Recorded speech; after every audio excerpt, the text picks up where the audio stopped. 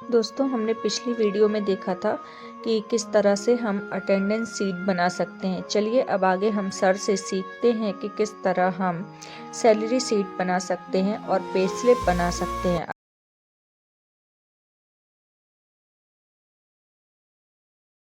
अब मैं आपको बता रहा था,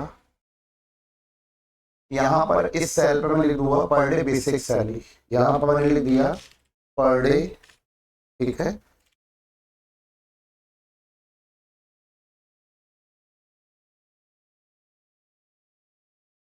इस तरह से आपने देखा कि मैं यहाँ पर एक दिन का सैलरी निकालने के लिए लिख दिया मैंने पर डे बेसिक सैलरी।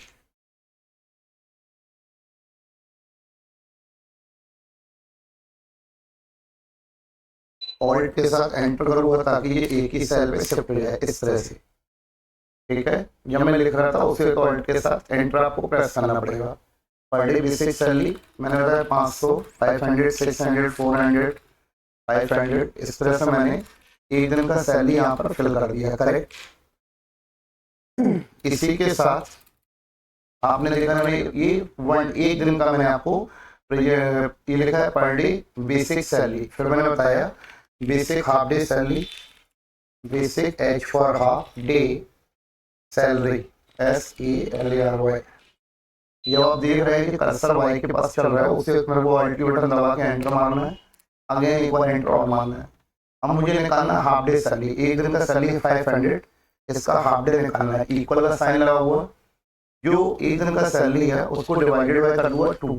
तो इस तरह से आपने देखा कि मैं जब इसको ड्रैग किया तो सभी का क्या आ गया, हाफ डे सैलरी। इसी के बाद अब आप यहाँ पर मेरे साथ देख रहे थे, मान लेते कि अपने यहाँ पर निकाल लिया मंथली सैलरी।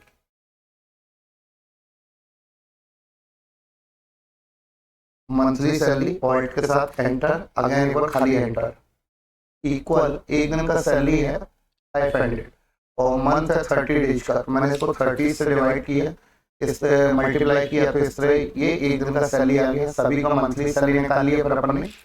इसके बाद मैंने एग्जांपल के लिए बताया आपको कि 10% HRA, 10% HRA, 10% मैंने HRA निकालने के लिए आपको बताया। पहले HRA वगैरह बाद में निकालेंगे, पहले मैं निकाल देता हूँ present day salary, P for present day salary. देखिए ये जो अभी निकला ये मंथली सैलरी है, लेकिन बंदा आया कितने दिन है, 28 डेज। तो प्रेजेंट डे सैलरी निकालने के लिए इक्वल 500 जो है एक दिन का सैलरी है उसका मल्टीप्लाई करेगी 28 से। तो इस तरह क्या आएगा, प्रेजेंट डे सैलरी आ जाएगा। प्रेजेंट डे सैलरी निकालने के लिए मैंने इसको इस तरह से ट्रैक कर दिया। फिर आप इसके बाद देखिएगा इसको दोबारा, प्रेजेंट डे के बाद मेरे को निकालना half day salary, H for half day salary. Half day salary मैंने यहाँ पर लिखा, ऑल्ट के साथ एंटर, अगेन एंटर, इक्वल जो एक दिन का सैलरी है वो है 250, इसका मल्टीप्लाई कर दिया हाफ से। तो जो जितने दिन हाफ आया होगा उसका सैलरी यहाँ पर कैलकुलेट हो जाएगा। इसी के साथ आप मेरे साथ देख रहे थे, हाफ डे सैलरी के बाद आपको निकालना पड़ेगा यहाँ पर 10% मान लेते HRA, 10% HRA। 10% HRA के लिए मैंने आपको बताया कि HRA DA TA ये कहाँ से निकालिए अपन, मंथली से। तो मैंने बताया कि मंथली पे क्लिक कर दिया। 15,000 जो मैंने निकाला था इसका मल्टीप्लाई किया मैंने 10 से और डिवाइडेड बाय 100। तो इस तरह मैंने 10% निकाल दिया HRA, करेक्ट। 10% HRA निकालने के बाद मैंने बताया एग्जाम्पल बात कर 12% DA, DA means DNS allowance, daily allowance भी आप कह सकते हैं, महंगाई भत्ता। तो मैंने आपको बताया कि इक्वल मंथली सैलरी है 15,000 मल्टीप्लाई 12 डिवाइडेड बाय 100। इस तरह से आपने देखा, मैंने आपको DA निकालना बताया। अभी आपने देखा HRA हो गया, DA हो गया। एग्जाम्पल के लिए मैं लिख लेता हूँ यहाँ पर 10% में निकाल लेता हूँ TA। TA का फुल फॉर्म होता है ट्रेवलिंग अलाउंस, TA का फुल फॉर्म होता है ट्रेवलिंग अलाउंस, TA, करेक्ट। अब ये ट्रेवलिंग अलाउंस वगैरह में कहाँ से निकाल रहा था, तो मैंने आपको बताया कि ट्रेवलिंग अलाउंस भी मंथली से निकालिए। मंथली सैलरी थी 15,000 मल्टीप्लाई 8 डिवाइडेड बाय 100। इस तरह से आपने देखा कि मैंने यहाँ पर टी ए निकाल दिया। कुल मिला के आपने देखा ये है प्रेजेंट डे सैलरी, ये है HRA, ये आपका प्रेजेंट डे सैलरी, ये हाफ डे सैलरी, ये HRA DA TA। अब इसके बाद मान लेते हैं मेरे को निकालना है नेट सैलरी, तो मैंने यहाँ पर नेट सैलरी आपको बताया। नेट सैलरी निकालने के लिए पहले मैंने इसको एंटर किया और फिर मैंने इसको प्रेजेंट डे से जोड़ दिया। Present day, half day, HRA DA और TA इनको ऐड करके मैंने यहाँ पर लगा दिया ऑटो सम। ऑटो सम एक का निकालने का मैंने सभी का सैलरी निकाल लिया है। इस तरह से आपने इसको तैयार किया, करेक्ट। अभी तक आपने मेरे साथ अटेंडेंस सीट और सैलरी सीट बनाना देखा। अटेंडेंस सीट और सैलरी सीट बनाने के बाद अब मैं आपको इसको सेकंड सीट में इसको मैं पे स्लिप बनाना बताने वाला हूँ। तो इस तरह से आपको समझ में आ गया होगा कि पहला कॉलम एम्प्लॉय आईडी, दूसरा कॉलम एम्प्लॉय नेम, फिर मैंने 1 महीने के लिए इसको ड्रैग कर दिया 30 दिन के लिए, 1/11/2024 से 30/11/2024। इसी के साथ आपने देखा प्रेजेंट, हाफ डे, ये हो गया P for present, H for half, A for absent. फिर यहाँ पर मैंने आपको बताया per day basic salary, basic half day salary, monthly salary. फिर मैंने आपको बताया कि प्रेजेंट डे जैसे बंदा 28 डेज आया तो उसका सैलरी अपन ने मल्टीप्लाई कर दिया इससे 500, तो ये आपका हो गया 14,000। ये आपका हो गया हाफ डे सैलरी। फिर इसी के साथ मैंने HRA DA TA कुल मिला के 12 कॉलम यहाँ पर आइए और 2 कॉलम आगे है। कुल मिला के मैंने आपको 14 कॉलम पे इसको बनाना बताया। फिर मैं C2 पे चला गया। C2 पे जाने के बाद सबसे पहले मैं यहाँ पर आपको पेपर सेट करने के लिए सजेस्ट करूँगा। यहाँ से आपने पेपर ले लिया A4, करेक्ट। पेपर आपने यहाँ से A4 का ले लिया। A4 का पेपर लेने के बाद मार्जिन पे गए, आपने यहाँ पर नैरो पे देखा 0.75, करेक्ट। यहाँ पर आपने देखा 0.75 आप यहाँ पर देख रहे हैं टॉप और बॉटम पे। और इसी के बाद आप देखेंगे, ये देखिए आप यहाँ पर मैंने लेके आपको नैरो पे ये लिखा है 0.75 टॉप और बॉटम, और लेफ्ट हैंड में 0.25। इस तरह से मैंने इसको बताया। सबसे पहले मैं यहाँ पर A4 का पेपर लेना हुआ है। A4 में का पेपर लेने के बाद मैंने यहाँ पर 4 कॉलम बनाए, करेक्ट। 4 कॉलम बनाने के बाद सबसे पहले मैं यहाँ पर सिर्फ टाइटल बात कर लिख देता हूँ, बाद में इसको डेकोरेट कर लेंगे। टारगेट कंप्यूटर इंस्टीट्यूट, इस तरह से आपने देखा कि मैंने यहाँ पर लिख दिया target computer institute of technology. आपने देखा होगा जो पहली सीट थी तो पहला कॉलम क्या था, एम्प्लॉय आईडी। तो यहाँ पर मैंने यहाँ पर टाइप कर दिया एम्प्लॉय आईडी, एक कॉलम छोड़ के सेकंड कॉलम पे मैंने लिख दिया एम्प्लॉय नेम, करेक्ट। अब यहाँ से मुझे ये कॉलम उठाने हैं। यहाँ से ये 12 कॉलम है, मैं 1 ना लिख के यहाँ से करूँगा कॉपी। 1 2 3 4 5 6, करेक्ट। 6 कॉलम मैंने कॉपी किया, कर्सर यहाँ पर रखा, पेस्ट स्पेशल पे हुआ, होम पे आना, ये है होम पे आने मैं पेस्ट स्पेशल पे गया और मैंने यहाँ पर क्लिक कर दिया transpose.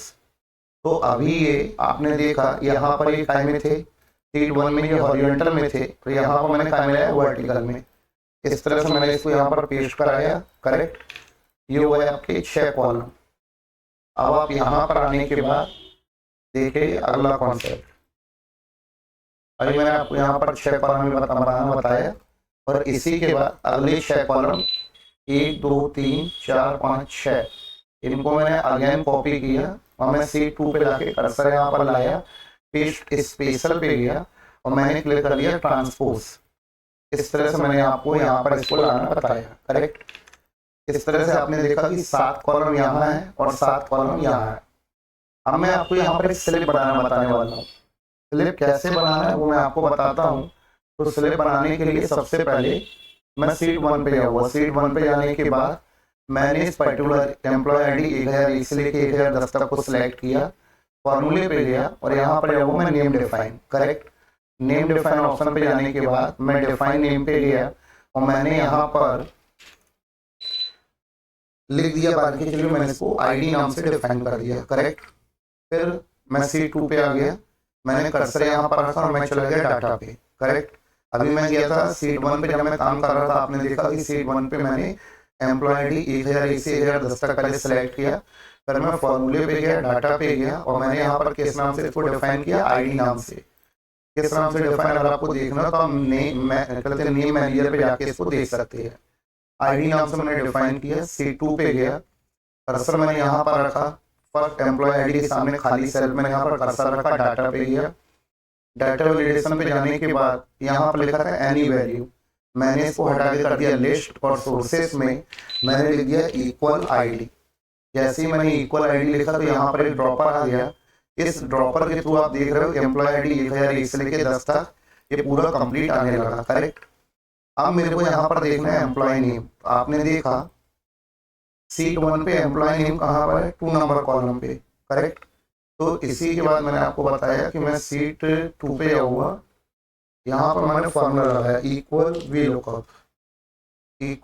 We lookup lookup value में कौन आएगा, employ ID comma table array.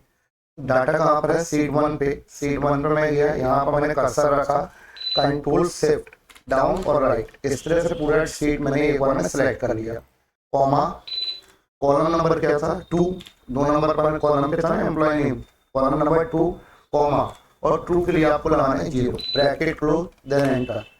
अब आपने देखा कि यहाँ पर एम्प्लॉय आईडी 1 आया तो ये क्यों आ गया, 2 करूँगा तो W आ जाएगा, 3 करूँगा तो E आ जाएगा, 4 करूँगा तो आपने देखा R आ रहा। कुल मिला के जो भी एम्प्लॉय आईडी में यहाँ पर सिलेक्ट करूँगा, आपने देखा ये एम्प्लॉय आईडी में सिलेक्ट करूँगा तो उसका नाम मेरे पास आ रहा है, करेक्ट।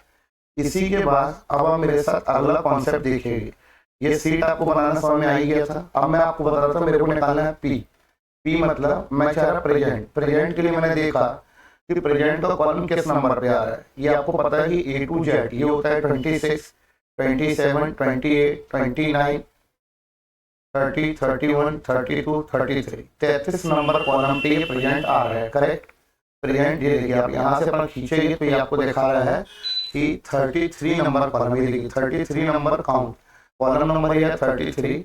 तो मैं यहाँ पर फॉर्मूला लगाऊंगा इक्वल वी लुकअप का ही फॉर्मूला लगेगा, इक्वल वी लुकअप वैल्यू में कौन आएगा, employ ID comma table array. मैंने यहाँ पर कर्सर रखा, कंट्रोल शिफ्ट डाउन और राइट, इस तरह से मैंने पूरा डाटा सेलेक्ट किया। कॉलम नंबर आपने देखा था 33 कॉमा ट्रू के लिए क्या बताया मैंने आपको 0, ब्रैकेट क्लोज देन एंटर, ये आ गया 27। मतलब ये जो एम्प्लॉय आईडी 1 है, यहाँ आप देखिए तो इसका प्रेजेंट देखो 28 आ रहा है, यहाँ भी इसका प्रेजेंट एम्प्लॉय आईडी 1 चूज किया 28 आ गया। अभी लॉजिकल बात है कि अगर 30 नंबर कॉलम है 33, जैसे मैंने आपसे बोला कि P4 ये 33 है तो ये क्या होगा 34, यहाँ पर फॉर्मूला सेम रहेगा इक्वल वी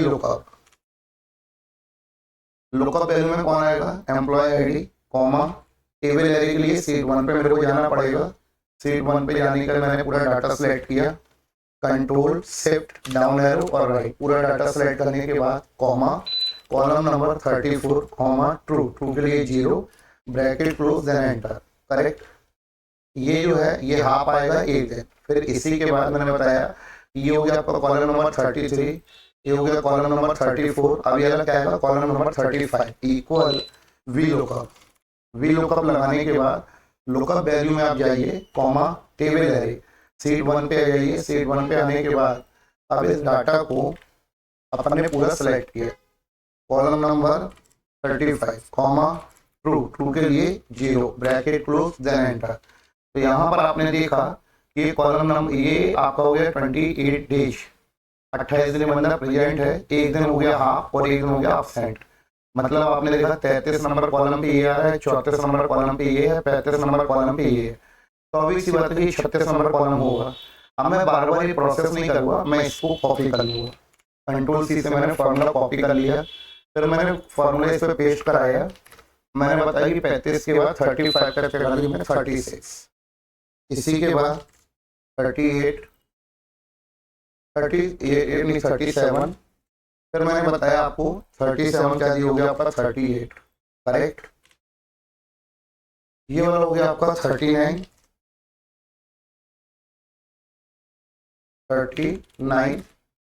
ये आपका हो गया 40,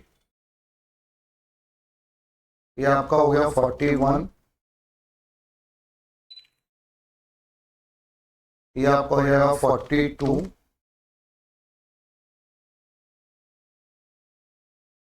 ये आपका हो गया 43।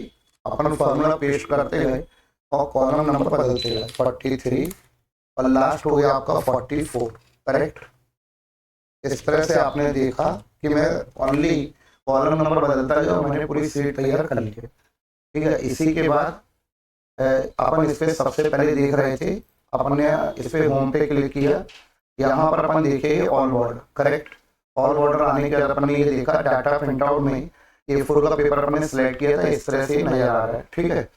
इसी के साथ ही साथ जैसे मैं चाहता हूँ कि इसकी आउटसाइड की बॉर्डर डार्क हो जाए, मैं इस तरह से चाह रहा था कि इसकी जो आउटसाइड की बॉर्डर है ये और भी डार्क हो, तो इस कंडीशन में मैंने क्या किया, इसको पूरा सिलेक्ट कर लिया। सिलेक्ट करने के बाद मैंने काम में क्लिक कर दिया ऑल बॉर्डर, यहाँ पर थिक बॉक्स बॉर्डर। तो अब जब मैं इसको देखूंगा तो प्रीव्यू कुछ आपको इस तरह से नजर आएगा। करेक्ट। इसी के साथ मैं आपको आगे कॉन्सेप्ट पे बता रहा था, अभी मैंने पेपर आपको सेट करना पहले बताया था कि इस पे अपने A4 का पेपर ले रखा है, मार्जिन मैंने नैरो दे रखा था।